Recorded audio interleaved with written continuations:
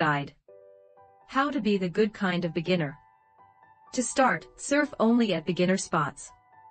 Before paddling out, spend at least 30 minutes watching the surf. You'll want to watch where other surfers paddle out, where the waves are breaking, and the ability level of the people in the water. Are they all very advanced, or are there beginners as well? You need to make sure that the waves are a comfortable size for you, and sometimes it takes 30 minutes or more to see how big the bigger sets are. Once you paddle out, sit off to the side and watch for a little longer, noting where people are catching waves. Be respectful. As with any outdoor pursuit, the locals know the area best and feel a sense of ownership. Be polite, don't yell, most lineups are surprisingly quiet, and try not to get in anyone's way. Understand the rules. Generally, one person surfs per wave. The person who is closest to where the wave breaks, also known as deeper, has the right of way. Imagine a wave is coming in, and you and another surfer turn toward shore to catch it. Let's say it's going to break on the left side of you and peel toward your right. If the person is to your left, they have the right of way, so you need to stop paddling and wait until the next wave. If a wave is peeling in both directions, one surfer can ride the wave in each direction. You might hear someone yell going left or going right to indicate their direction, and that they have the right of way. If you're at a break with one takeoff spot, wait your turn, slowly moving toward it as others take their turn. It's bad etiquette to paddle around them. Stay out of the way when paddling out. If there is a channel, a deeper area where the waves don't break, paddle out there. Never paddle out through the surf or through the lineup if there is another way. This not only keeps you and others safe, but it also saves energy. If there is no other way out than through the whitewater, it's your job to stay out of the way of a surfer riding a wave. If someone is riding a wave coming toward you, paddle in the opposite direction of where the surfer is headed. Lastly, always hold on to your board. Where to surf. After etiquette, the second most important element of an enjoyable surf experience is finding the right waves at the right spots. Ideally, you'll want to find a spot where waves break slowly over a semi-shallow, waist to chest-deep, sandy bottom. When you're just beginning, you don't need perfectly peeling waves. Look for long rows of knee-high whitewater rolling toward the shore. Keep your ego at bay, and don't be afraid to go where kids are learning. The key is finding someplace that's not too crowded, where you can catch lots of waves and master the art of paddling into waves and popping up. You can search online for the best beginner surf spots in your area, or see where local surf schools run their lessons. Stay away from famous spots, they're crowded, not welcoming to beginners, and usually not the best conditions for newbies. What to ride? When you first start, get yourself on a big board. I've seen so many beginners on brand new, expensive shortboards that are really cool, but lack the volume and length for the rider to catch enough waves to actually improve their skills. There is no shame in starting on a 10-foot soft-top longboard that's easy to paddle and stable to ride. By doing this, you'll get lots of practice learning to read the ocean and popping up with ease. Then, when you're more skilled, you can get your first serious board. Here's a brief breakdown of the options. Shortboard, generally 6.5 feet or shorter, with very little volume, usually with a tri-fin setup, designed for high-performance surfing with faster turns and more speed in larger waves. Mini-Mal, mini-tanker, funboard, fish, egg, bonzer, these are all names of boards that are on the shorter side, smaller than 8 feet, and as small as 5 feet, but usually have a little more volume to make it easy to paddle into smaller waves, while being more maneuverable than a longboard. Gun, generally 7 feet and above, designed for big wave surfing. Longboards, generally 9 feet and up, these either have a single fin setup, best for nose riding and a classic style of surfing, or tri-fin setup, can be easier to turn and facilitate a more high-performance style of longboarding. Other important gear. The beauty of surfing is that, besides a board, you need very little gear. Here's what else to have. A swimsuit that will stay put, a snug rash guard to keep from sunburning your back or chafing your stomach, and potentially a wetsuit for cold locales. Evo has a helpful guide to choosing a wetsuit. A leash. Get one that's the length of your board, and put it on the back ankle of your riding stance. Wax, which keeps you from slipping. Cover the area where you'll stand while riding. How to catch a wave, stand up and ride it. Evan Valliere is a professional surfer and the owner of Hanalei Surf School on Kauai, where he has taught thousands of beginners to surf. We asked him to break down the basics. Step 1. At home or on the beach before paddling out, practice popping up by pressing your hands into the ground or board beneath your chest, and in one burst, jumping to your feet.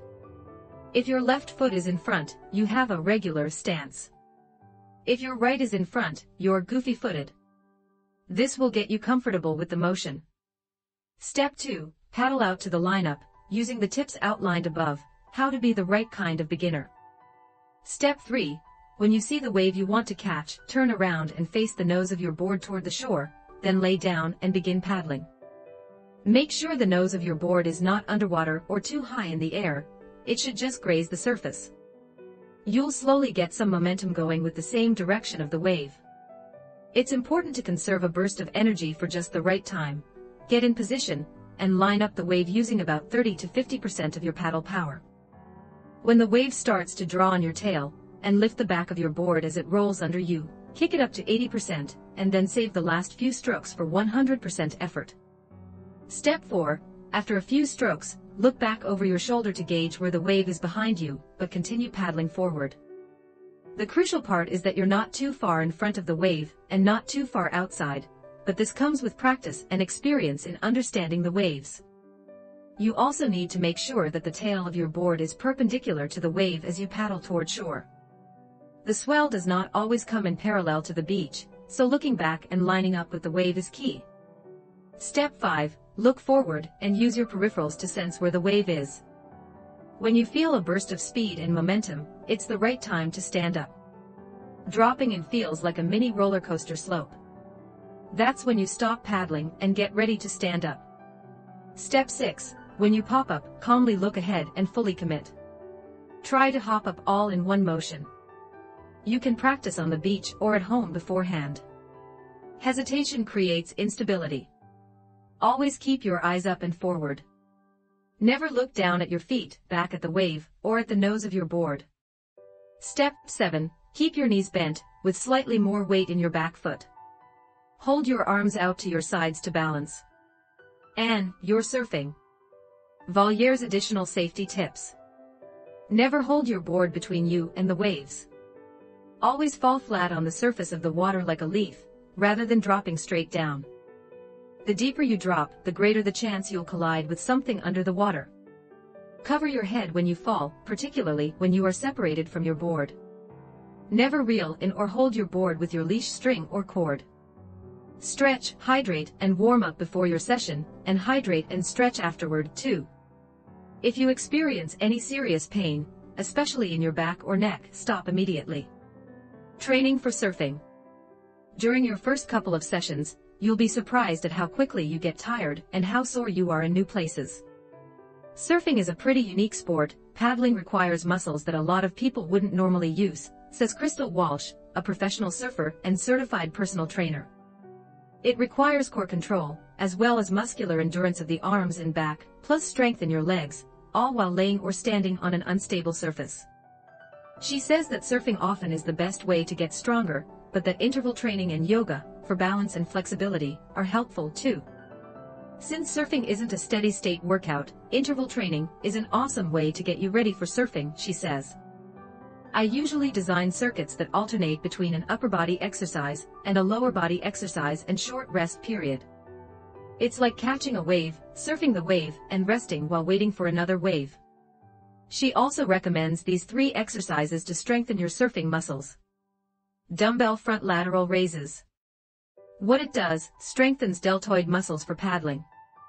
How to do it: start with your feet hip-width apart, and brace your core by drawing your belly button into your spine.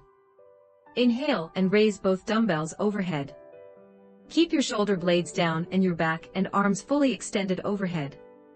Keeping your arms straight, slowly lower one dumbbell to your side while keeping the other dumbbell overhead, for seconds down, 1 second up. Alternate sides, to simulate paddling. Exhale on the way down, inhale on the way up. Use light to moderate weight, and aim for 3 sets of 15 per arm. Barbell Romanian deadlifts.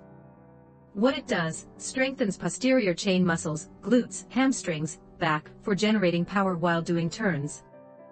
How to do it: start with your feet hip-width apart. Push your hips back, as if you were trying to touch a wall with your butt, and keep your knees stacked over your ankles. Reach down and grip your barbell about a thumb's length in front of your knees. Keep your shoulders down and your back flat. Push through the floor with your feet, while driving your hips forward to stand upright. Slowly return to the starting point. Use moderate to heavy weight, and aim for 3 sets of 10. Core rotations on a Swiss ball. What it does: strengthens core in a rotational movement for doing powerful turns and cutbacks. How to do it: sit upright on a Swiss ball with your feet planted firmly on the ground. Your knees should be at 90 degrees. Draw your belly button into your spine to brace your core. This can be done with or without weight. A medicine ball works well. Holding onto the weight with both hands, extend your arms out in front, keeping your shoulders down and back. Lean back until your body is at a 45-degree angle. Rotate to one side while keeping your hips level. Alternate sides. Use light to moderate weight, 3 sets of 10 per side.